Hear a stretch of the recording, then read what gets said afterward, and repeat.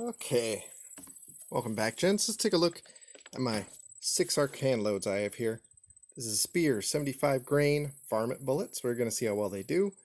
I see them down about 60% down. I think the overall length is 2.12. Oh good, I did write that down. Anyway, I'm not expecting greatness. They don't shoot bad. And you can probably tell second time out, so this is kind of refining things. But look at this. Notice how the first two bullets there, no markings. That third one, yes, there is. I'm not exactly sure what's causing that. It could be from a compressed load. I doubt it though, because even some of these earlier ones, where's the one I saw? Right there. Have them, and not all, and there's another one. So it happens even with some of my lighter charges. It does happen with more frequency on the heavy charges. So I think compression does play a load. This is pretty full up there. We're going from 27 to 27.8 grains of XMR 4064. I think some of it might be maybe varying neck tension with the brass though. I haven't been too impressed by Hornady brass in the past, so yeah, who knows? All this is speculation. So other than doing a refined powder workup, another thing I'm doing 5-shot groups of each. However, I have two different magazines here, because this is one of the issues that kind of plagues 6-arc. Okay, take two, now that we don't have any disturbances. I have two different mags here that I want to test out. So I'm going to be doing this test twice, basically. 5-shot groups, but one with each mag. I want to see if it makes a difference, because this standard mag, which I think this is from, yeah, CMMG. I think pretty much every other mag that you buy on the market for 6-arc or 6.5 Grendel is going to be the same. It's going to have this design. They might have slightly different followers maybe, so I'm told, but otherwise, like, they must basically outsource their parts. And it's fairly basic and standard. Metal magazine, you just slap it in there and you're good to go. I'm having issues where the bottom of my bolt carrier is really not liking the spring tension or something on this magazine. I don't know how to describe it. Long story short, I'm getting brass shavings. And lube is not exactly the best way to fix it. No jokes from the peanut gallery. This is an AMEND2 magazine, and it has a different style setup here. It works almost like, and this is going to be difficult to do with one hand. Again, no comments from the peanut gallery. There we go. It almost works like a single stack magazine, and you can't just snap it in there. It's too narrow. You do have to snap it in the front and then drop back like that. But it's going to feed as such, and that's part of the reason why it's longer. It works almost like a single stack magazine. It might widen out at a certain point. We'll find out, but we're going to see if magazine affects accuracy, as silly as that is to say. So we're going to check out the chamber, see if there's any brass shavings, clear it out, and then we'll observe as we go along. I realize that's super esoteric, super weird, guys, but these are some of the things we go through. So those two bullets I used to load up in the magazines, these are actually test rounds, basically. Like, I know they're not going to be good. They have different overall lengths from the rest of the rounds, so they're following shots. So this is the So that's what it looks like. I'm not even sure if I'm going to include this in the main video, but it might be interesting.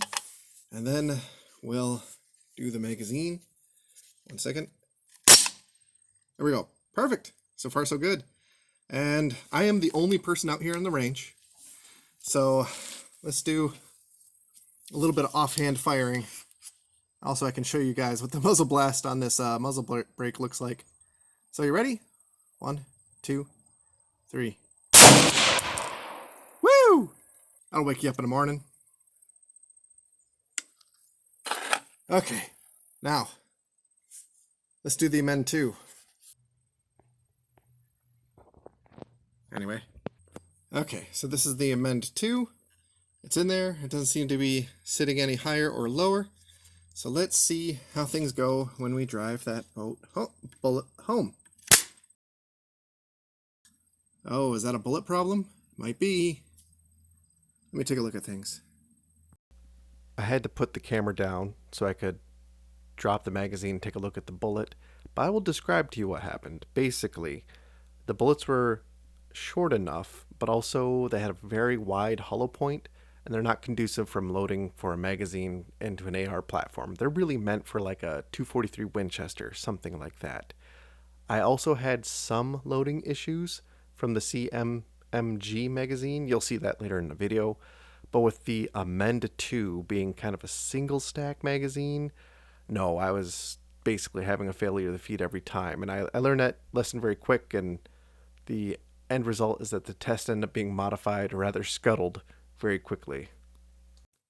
To give you an idea of how not friendly that muzzle brake is, that box of 22 shells, it's originally right about there. It's been that's 10 shots. It's been pushed back a little bit each time. I almost lost it. I'm taking this for posterity. That's a 7-shot group. Not that I'm thinking that's special, but I had several failures to feed. You can see where the bullets are a little bit marred. And we're going to see how well they do. So yeah, 1, 2, 3, 4, 5, 6, 7. And then we have 1, 2, 3. Called it. So 1, 2, and then the third one went into there. So yeah, whatever though. Okay, 6 arc with Speer 75 grain hollow points. Let's take a look at our results. This is our second range trip out here. We're going from 27 grains all the way up to 27.8. This is extrapolated data. There is no load data for this. Do not copy this recipe. Or do so at your own risk. Remember, start low and go up. Low and slow. Anyway, let's take a look at our results. This is the minimum charge, and I almost said it's about a 2-inch group, but really it's a little over 1.5 inches. Very scattered. This, it looks similar almost for points of impact. Actually, I think it's going up. But, wow, almost kind of looks like a weird smiley face, doesn't it? Wish I could say I purposely did it, but I didn't. 10-shot group. Things tighten up here, and then we're going over to the right. And I'd like to say that this is one of the flyers that we are trying to call. However, I think it might be harmonically induced. I don't think I can claim it as a true flyer. This one here, I think it's interesting that shot in a circle. I mean, that one kind of did too. But this one is a little bit more to the left. This is our final charge. 7 shots went into there. The last 3, which I had failures to feed, 1, 2, and then the third one is fitting in there. So I'm almost wondering if this is where we have some sort of stability, and this is where things are definitely starting to break up, judging from the double grouping. We might be able to get rid of that with some overall seating depth testing, but I'm not sure if I want to waste the bullets, primers, or powder.